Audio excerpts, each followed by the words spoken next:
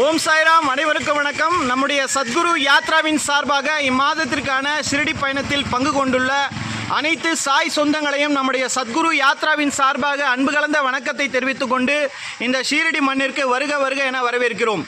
இன்னும் சற்று நேரத்தில் பாபாவுடைய தரிசனத்தை காண இங்கிருந்து குழுவாக செல்கிறோம்.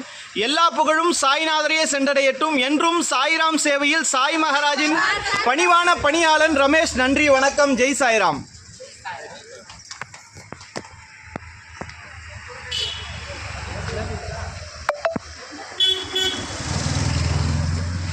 வாங்க, அப்படி நடக்கும்.